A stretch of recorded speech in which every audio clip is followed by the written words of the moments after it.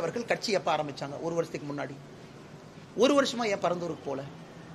அப்ப பிப்ரவரி 2, 2024 நான் கட்சி ஆரம்பிச்சேன். இன்னைக்கு பிப்ரவரி 2, 2025 நான் கட்சி ஆரம்பிச்சு ஒரு வருஷம் வந்துருச்சு. ஸோ ஒரு வருஷமா என்ன பண்ணீங்க? ஒரு வருஷமா நீங்க கட்சி ஆரம்பிச்சிட்டீங்களே, கட்சி தலைவராக கடிதம் எழுதியிருக்கலாமே. ஸோ அந்த 900 நாள் மக்கள் போராடுறாங்கன்னா நீங்க கட்சி அறிவிச்சு 365 நாள் மக்கள் எக்ஸ்ட்ரா போராடி இருக்காங்கல்ல. அதனால் நான் கேட்கிறேன், இது அரசியலா, இது ஆக்கப்பூர்வமான அணுகுமுறையா? இதே விஜய் அவர்கள் கட்சி ஆரம்பிச்ச முதல் நாள் அங்க போயிருக்கலாம்ல, முதல் வாரத்துல போயிருக்கலாமே, முதல் மாசத்துல போயிருக்கலாமே, முதல் 100 நாள்ல போயிருக்கலாமே. அது எதற்கு கட்சி ஆரம்பித்து ஒரு வருட காலம் கழித்து போகணும்? அந்த கேள்வியும் மக்கள் கேட்பாங்கல்ல. ஓ, அப்ப இந்த அரசியல்வாதிகள்லாம் இது அரசியல் பண்ண போறாங்களா, இல்ல உண்மையாலுமே போராடி கொண்டிருக்கக்கூடிய மக்களுக்கு தீர்வு சொல்ல போறாங்களா?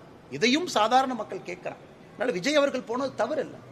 பட் செல்லும் பொழுது எல்லோரும் என்ன நினைக்கிறாங்கன்னா, ப்ராசஸ் என்ன, இல்ல மத்திய அரசை ஏன் உள்ளே இழுக்கிறீங்க அப்படிங்கிறது தான் திரும்ப திரும்ப நான் வைக்கக்கூடிய கேள்வி.